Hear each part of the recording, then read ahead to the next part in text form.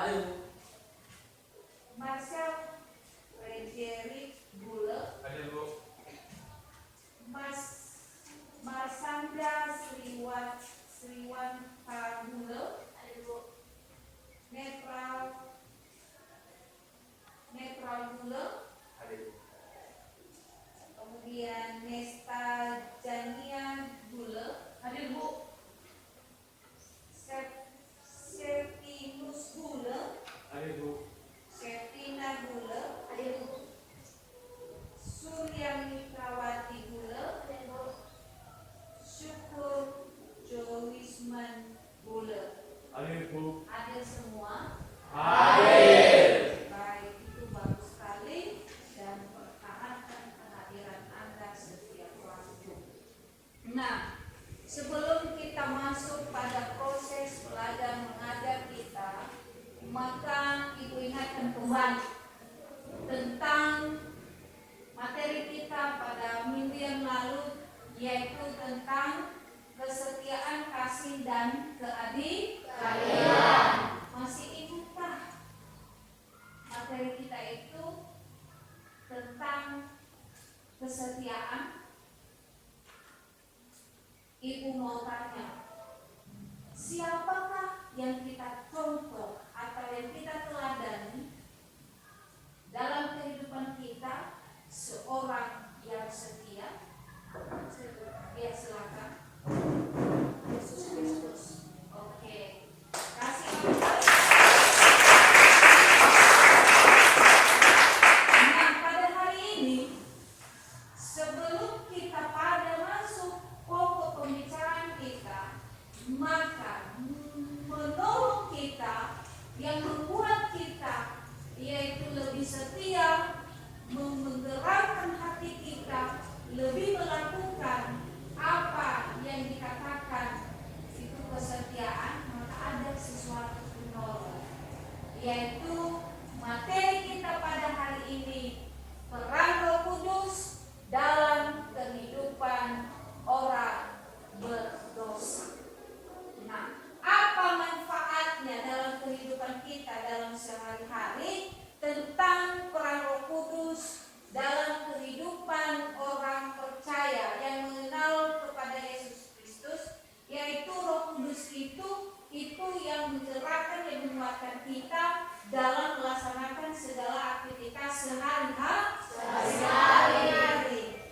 Nah, sebelum kita masuk pada pokok yaitu pembicaraan atau materi kita pada hari ini, kita perlu mengetahui tentang kompetensi dasar. Kompetensi dasar yaitu mengakui peran Roh Kudus dalam membarui kehidupan orang beriman.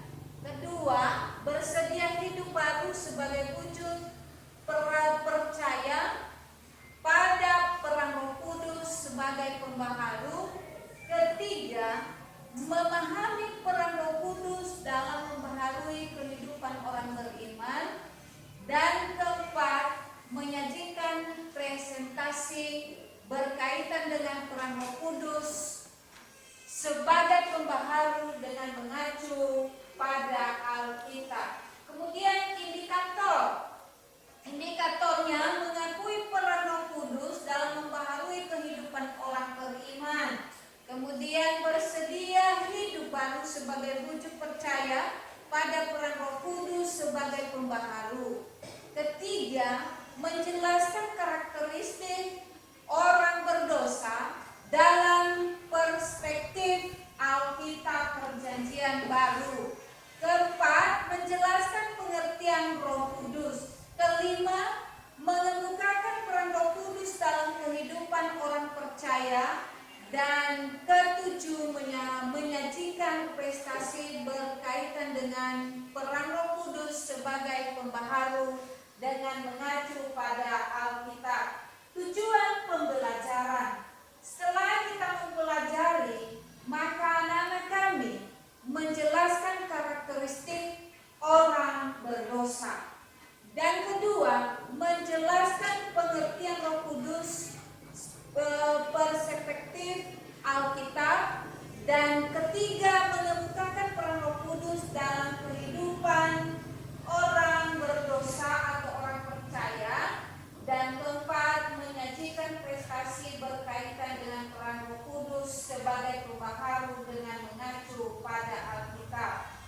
Nah, ada beberapa model atau model yang kita pakai pada pembelajaran kita pada hari ini, yaitu model comparative learning. Jadi penilaian yang Ibu nilai pada hari ini tentang bagaimana kamu melakukan atau melaksanakan belajar pada hari ini, yaitu bagaimana sikap Anda, ya, sikap Anda, cara duduk Anda, cara ngomong Anda, ya. Jadi bagaimana itu Ibu nanti menilai. Kemudian bagaimana ketika kamu menyampaikan suatu apa yang kamu sampaikan dalam inti pembelajaran kita pada hari ini, dan kemudian kamu akan mempresentasikan di depan kelas hasil kelompok nanti setelah kita bagi kelompok, dan kemudian kriteria ketuntasan atau nilai paling rendah 70. Nah, pada masuk pada materi kita, peran Roh Kudus bagi orang berdosa. Nah, sebelumnya kita masuk pada materi ini, anak-anak kami silakan saksikan lagu ini dan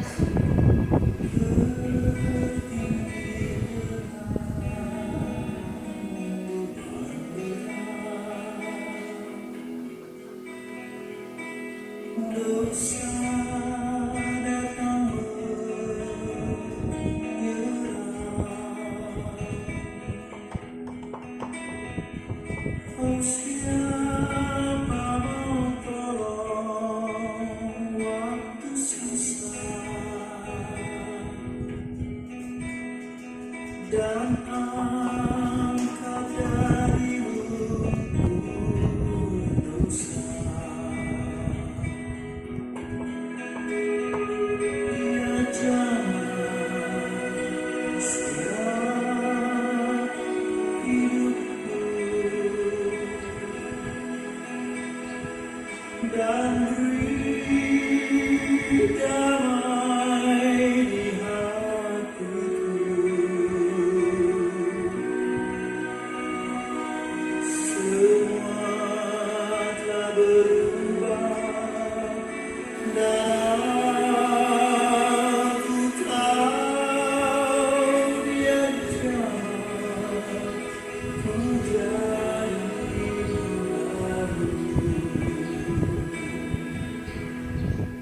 nah, setelah kamu mendengarkan dan mengamati lagu tersebut, apa yang kamu dapatkan? Siapa? Silakan. Ketika saya mengamati lagu di atas tadi, saya mengatakan bahwa ketika Roh Kudus bicara orang berdosa, maka orang tersebut mendapatkan kekuatan dan penghiburan. Iya. Terima kasih. Jika seseorang dijamah oleh Roh, maka Roh Kudus atau manusia tersebut mendapat kekuatan dari Allah. Kemudian kita masuk pada materi pokok. Peran Roh Kudus bagi orang percaya. Nah, kita telah mendengarkan tadi lagu tersebut. Jadi sebagai penolong orang percaya adalah Roh Kudus. Nah, Roh Kudus itu setelah kebangkitan Yesus Kristus, ya, naik ke sorga, maka Roh Kudus atau Roh Allah turun kepada manusia. Menggenapi manusia itu sudah janji Allah. Ya. Ketika dia naik ke sorga, maka dia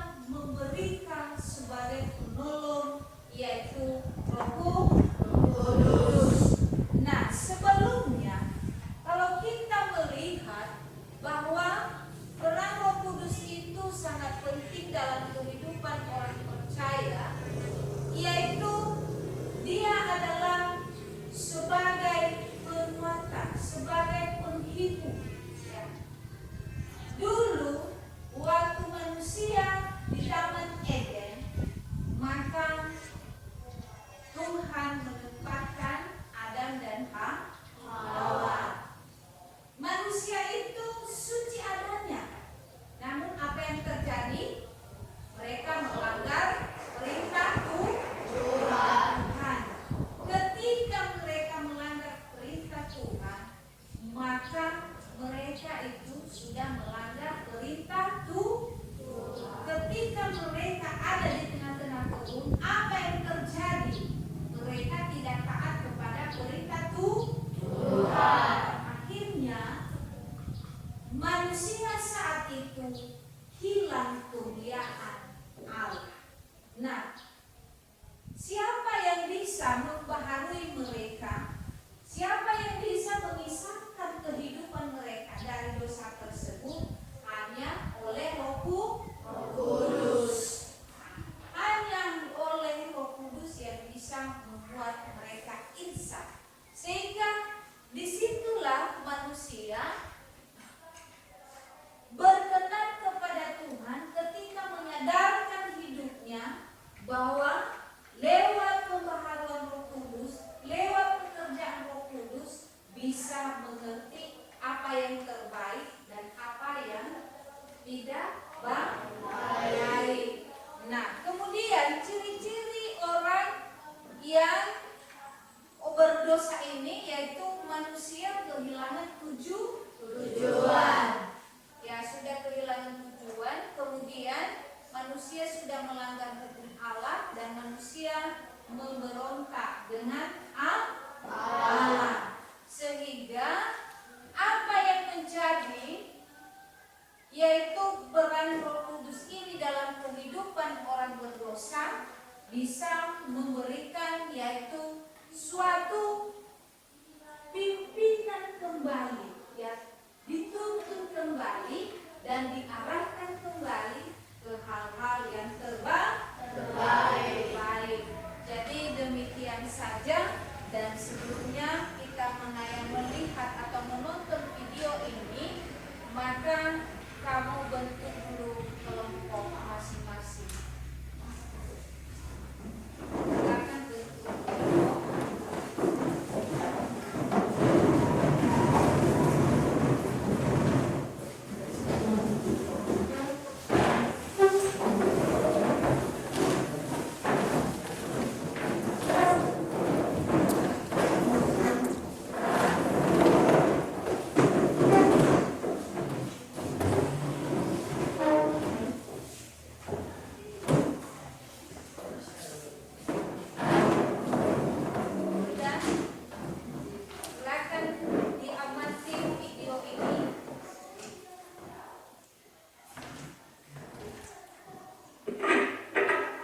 Pernah mendengar frase Roh Kudus dan kita ingin tahu artinya, dari mana kita harus memulainya? Ya, kita harus memulainya dari halaman pertama pada Alkitab, di mana dunia yang belum berbentuk digambarkan sebagai tempat yang kacau dan gelap ini.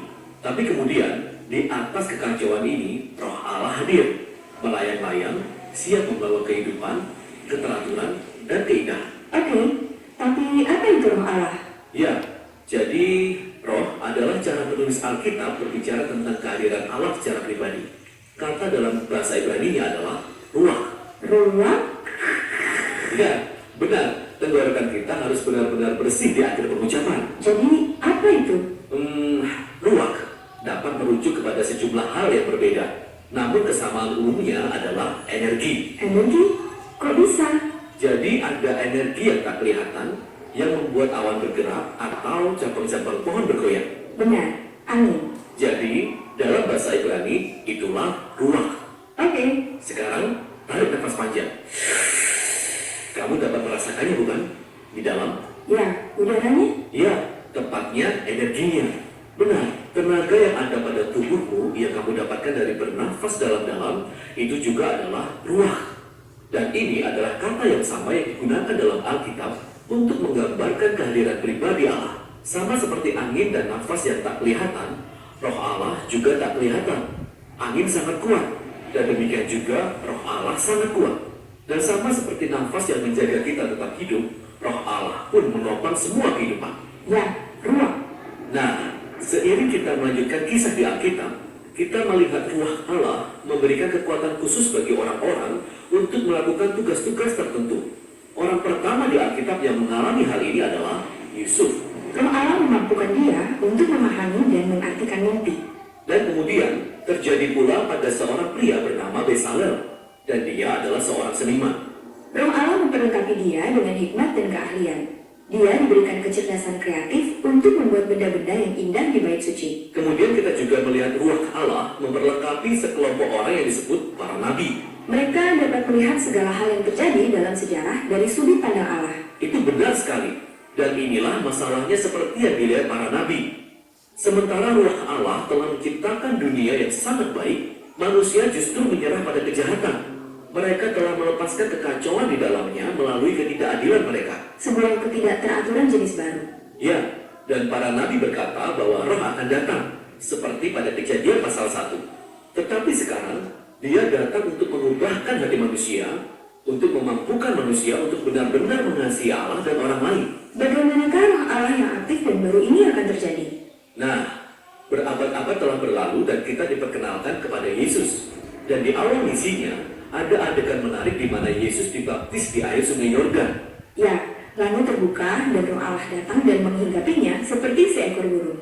Kisahnya menyebutkan bahwa roh Allah memperlengkapi Yesus untuk memulai ciptaan baru. Dan kita melihat ini terjadi ketika ia menyembuhkan orang atau mengampuni dosa mereka. Dia menciptakan hidup di mana dulunya ada kematian. Nah, waktu itu, para pemimpin Israel menentang Yesus dan mereka akhirnya membuatnya dihukum mati. Meskipun demikian, roh Allah tetap bekerja. Murid-murid Yesus yang paling awal melihat dia bangkit dari kematian mengatakan bahwa kuasa roh Allah lah yang membangkitkan Yesus. Ini adalah awal dari ciptaan yang baru. Ya, dan ini masih terus terjadi. Ketika Yesus menampakkan dirinya pada pengikut-pengikut terdekatnya, dia menghembuskan nafasnya pada mereka dan berkata, "Terimalah Roh Kudus." Dan segera setelah itu, dengan penuh kuasa, Roh Kudus hingga pada murid-muridnya. Sehingga mereka dapat menjadi bagian dari ciptaan yang baru ini dan memberitakan kabar baik dan belajar untuk hidup dengan energi dan pengaruh dari Roh Allah. Dan hari ini, roh tersebut masih melayang-layang di tempat-tempat yang gelap. Ya, mengarahkan orang-orang kepada Yesus, mengubahkan dan memperlengkapi mereka supaya mereka dapat mengasihi Allah dan orang lain. Dan orang-orang Kristen berharap bahwa roh itu akan menyelesaikan tugas tersebut. Kisah Alkitab berakhir dengan sebuah visi bahwa manusia yang baru hidup dalam dunia yang baru yang dipenuhi dengan kasih Allah dan roh yang memberi hidup. Iya. Kamu telah mengamati video dan melihat apa itu isi video dan apa yang telah Ibu sampaikan di materi pada hari ini. Lalu silakan didiskusikan di masing-masing kelompok. Silakan kelompok 1 membahas tentang karakteristik orang berdosa. Kelompok 2 membahas tentang peran Roh Kudus dalam kehidupan orang berdosa, dan kelompok 3 karya-karya Roh Kudus melalui para tokoh Alkitab. Disilakan berdiskusi.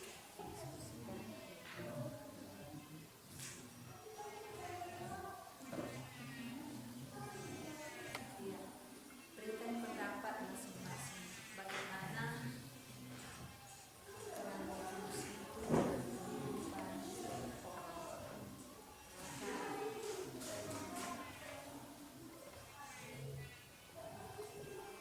Ya.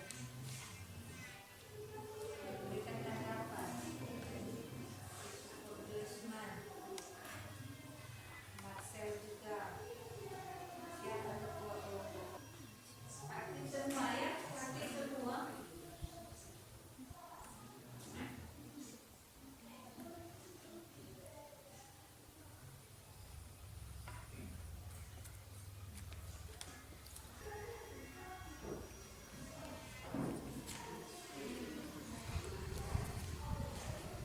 Kalau sudah siap, anak-anak kami silakan ditampilkan hasil diskusinya. Dan sekarang kelompok 1 silakan maju di depan dan ditanggapi nanti ya hasil diskusi kelompok 1 kelompok lain. Silakan.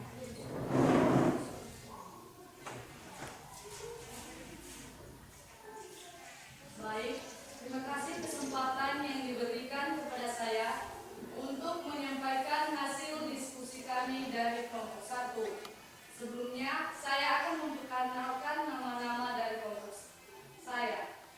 Yang pertama, Elvan Rahmat Bule. Yang kedua, Gita Gus Lestari Bule. Yang ketiga, Randy Kamjuan Bule. Yang keempat, Marsanda Sriwan Hati Bule. Dan yang kelima, Nesta Daya sendiri Ses. Baik, langsung saja saya akan mempresentasikan hasil diskusi kami. Pertanyaan ini diskusinya karakteristik orang berdosa. Pertama-tama kita harus mengenal apa itu dosa. Dosa adalah segala perbuatan, perasaan, atau pikiran yang tidak sesuai dengan hukum Tuhan, hukum Allah. Dosa termasuk melanggar perintah Allah dengan melakukan apa yang bertentangan atau yang tidak sesuai dengan kehendak Allah. Alkitab juga menyatakan bahwa orang menahan diri untuk melakukan yang benar juga berbuat dosa. Kata senantiasa diidentifikasi dengan menunjukkan pada tingkatan yang sesat dan jelek. Dalam Perjanjian Baru, dosa disebut pelanggaran terhadap hukum Allah, atau menurut aslinya anomia, yaitu perbuatan yang tanpa kasih, atau kejahatan-kejahatan, menjelaskan terpisahnya manusia dengan Allah disebabkan karena sikap, perkataan, ataupun perbuatan manusia yang salah dengan kehendak Allah. Kesalahan inilah yang disebut dosa. Orang berdosa adalah orang yang hidupnya melanggar perintah atau hukum-hukum Allah. Makna lain untuk orang berdosa adalah orang yang menunjukkan perilaku ketidaktaatan, ketidaksetiaan, dan ketidakpatuhan terhadap hukum-hukum Allah. Demikian hasil dari diskusi kami. Jika ada pertanyaan dari kelompok lain, kami persilakan. Iya.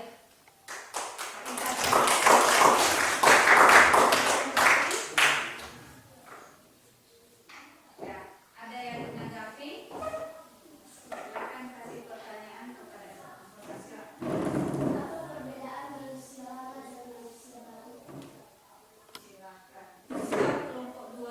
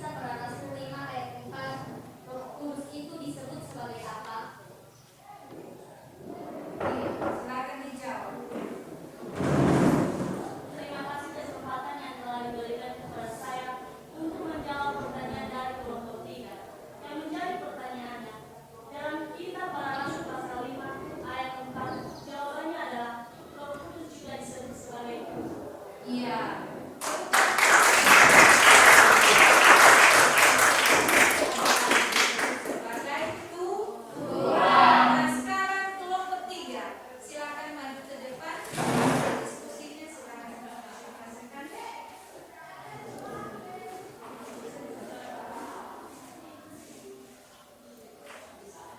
Terima kasih waktu yang telah diberikan kepada saya untuk mempresentasikan hasil dari diskusi kelompok kami. Terlebih dahulu, saya akan memperkenalkan nama-nama anggota kelompok kami. Saya Marcel Frederick Gule, kedua Safina Putri Gule, Syukur Jorisma Gule, Ernisor Gule, Esther Anayani Gule. Langsung saja saya akan membacakan hasil dari diskusi kelompok kami. Karya-karya Roh Kudus melalui para tokoh Alkitab. Saulus seorang keturunan Farisi yang sangat taat pada hukum Taurat. Setelah perjumpaannya dengan Yesus dan menjadi buta, Saulus tinggal selama 3 hari di kota Damaskus. Dia disembuhkan dari kebutaan dan dibaptis oleh Ananias, dan namanya menjadi Paulus. Paulus mengalami kebebasan dari keinginan daging oleh Roh Kudus. Kebebasan oleh Roh Kudus pada hakikatnya adalah kebebasan pikiran dan kemerdekaan atas perbuatan daging. Tidak ada satupun manusia dapat mencapainya tanpa pertolongan Roh Kudus. Sebelum bertobat, Paulus mengenal Yesus sebagai seorang manusia biasa, tetapi ia telah diubah oleh Roh Kudus untuk berbalik dari jalannya, bertobat dan menjadi murid Kristus. Dalam pertobatannya yaitu, Roh Kudus menuntunnya untuk memahami siapa Yesus Kristus. Sesudah mengetahui makna kematian Yesus Kristus, dia tidak lagi mengenalnya menurut ukuran manusia. Roh Kudus telah mengubah Paulus menjadi ciptaan baru. Bukan hanya Paulus, tapi semua orang percaya menjadi ciptaan baru. Ungkapan sudah berlalu adalah dalam bentuk waktu Paulus, dan karenanya berarti suatu perubahan menentukan yang terjadi pada saat kelahiran baru. Kata kerja yang sama atau parasomai dipakai untuk melukiskan musnahnya langit dan bumi pada saat kiamat. Bentuk waktu perfect dalam ungkapan yang baru sudah datang menggambarkan perubahan yang dihasilkan pada saat lahir baru. Demikian hasil dari diskusi kami. Jika ada pertanyaan maupun saran dari kelompok lain, silakan. Iya.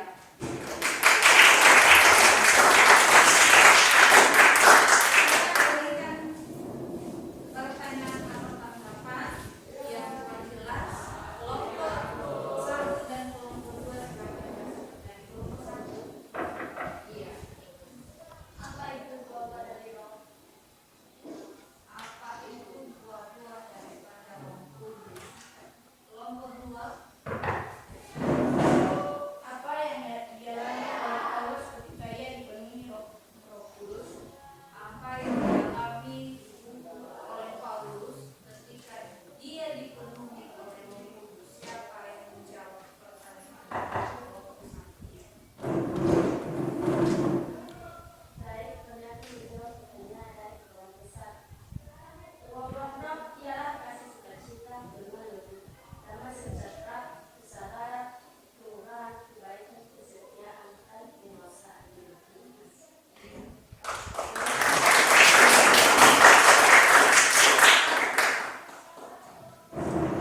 Terima kasih kesempatan yang telah diberikan kepada saya untuk menjawab pertanyaan dari kelompok 2. Pertanyaannya adalah, apa yang dialami Rasul Paulus ketika ia dijamah oleh Roh Kudus? Jawabannya adalah Paulus mengalami kebebasan dari keinginan daging.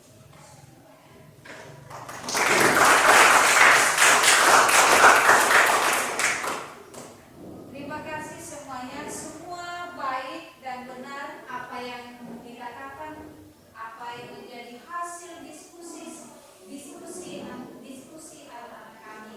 Jadi itu semuanya adalah pekerjaan Roh Kudus. Kenapa bisa seseorang itu menjadi berubah dari dosa menjadi orang yang baik, adalah itu pekerjaan daripada Roh Kudus. Nah, kita mengambil kesimpulan pada saat ini, yaitu yang menjadi kesimpulannya, siapa yang tahu? Ya, silakan. Baik, terima kasih kesempatan yang telah diberikan kepada saya untuk menyimpulkan ayat. Yang menjadi kesimpulannya adalah Roh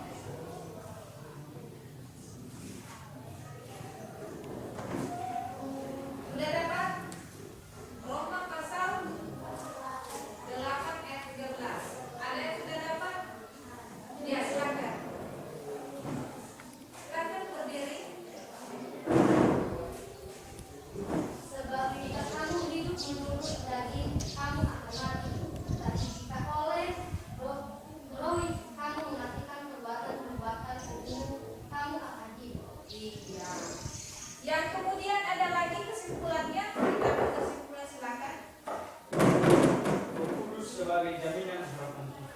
Dari mana diambil ke dalam Alkitab? Ada? Tidak ada? Tidak tahu? Roma pasal 5 ayat 5. Roma pasal 5 ayat 5. Iya, silakan. Roma pasal 5 ayat 5 bunyinya seperti ini. Dan pengharapan tidak mengecewakan karena kasih Allah telah dicurahkan di dalam hati kita oleh Roh Kudus yang telah dikaruniakan kepada kita. Iya. Nah, itu semuanya kesimpulannya. Yang pertama, Roh Kudus mengerjakan pembaharu di dalam diri kita. Terdapat dalam Titus pasal 3 ayat 5. Dan kedua, Roh Kudus berperan untuk menolong kita mematikan perbuatan-perbuatan daging dan memberikan kepada kita buah roh dalam Roma 8 ayat 13. Ketiga, yaitu Roh Kudus sebagai jaminan pengharapan kita yang ada dalam Roma pasal 5 ayat 5.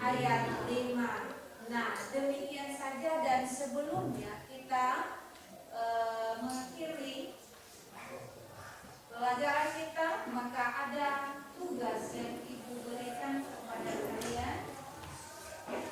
Silakan dikerjakan.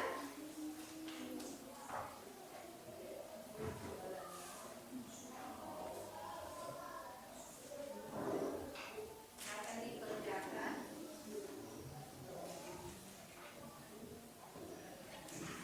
Setelah nanti kita kerjakan dan kumpul di depan,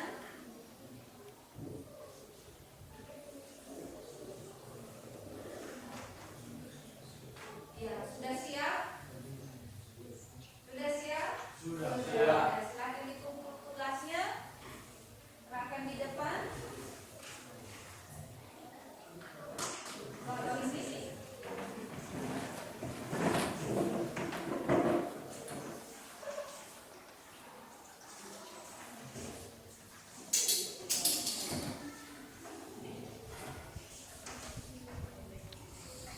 Ya, tugasnya ini Ibu periksa di rumah. Minggu depan lagi ini membagikan yang adalah Ibu menilai. Jadi untuk pelajaran nanti kita minggu depan yaitu tentang, silakan pelajari di rumah, tentang tanggung jawabku terhadap keluargaku. Ya, tanggung jawabku terhadap keluarga. Itu pelajaran kita minggu depan dan dipelajari karena masuk ke depan. Demikian saja dan